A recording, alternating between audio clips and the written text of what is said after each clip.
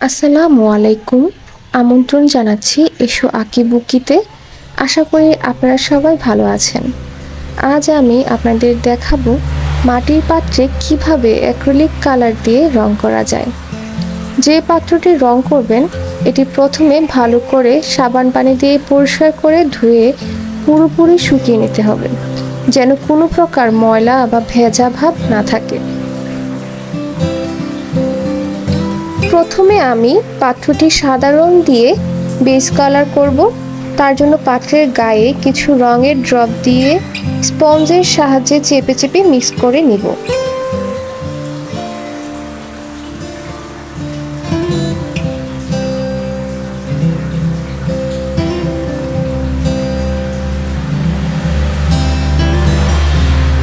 সাধারণত আমরা অ্যাক্রিলিক রং ব্যবহার করার সময় হালকা পানি মিশিয়ে নেই, কিন্তু এক্ষেত্রে কোনো প্রকার পানি ছাড়াই রংটা ব্যবহার করতে হবে। মাটির পাত্রে রং করার সময় পানি মেশালে ভালো কভারেজ পাওয়া যাবে না। পাত্রের অরিজিনাল রং ভেসে থাকবে এবং কিছুদিন পরই রং উঠে যাবে।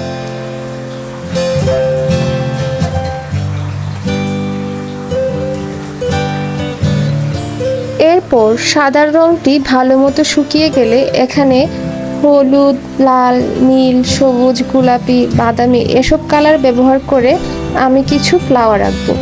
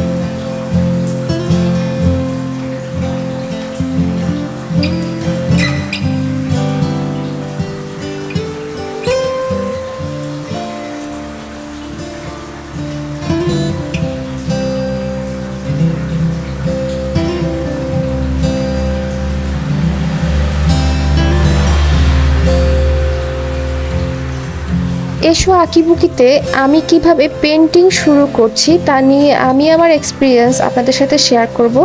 আশা করি সাবস্ক্রাইব করে পাশে থাকবেন।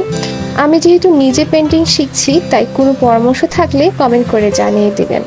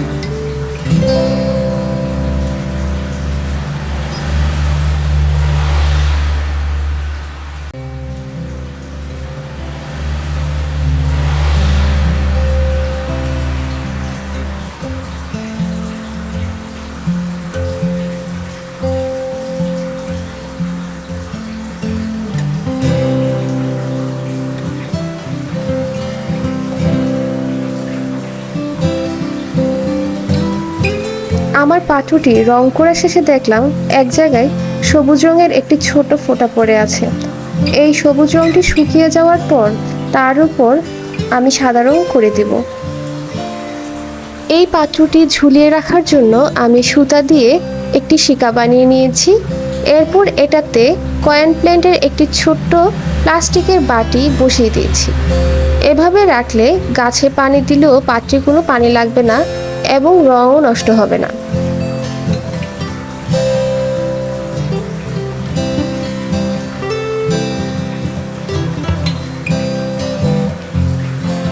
আশা করি আজকের ভিডিওটি আপনাদের ভালো লেগেছে। এসো আঁকিবুকির পক্ষ থেকে সবাইকে অনেক ধন্যবাদ। আল্লাহ হাফেজ।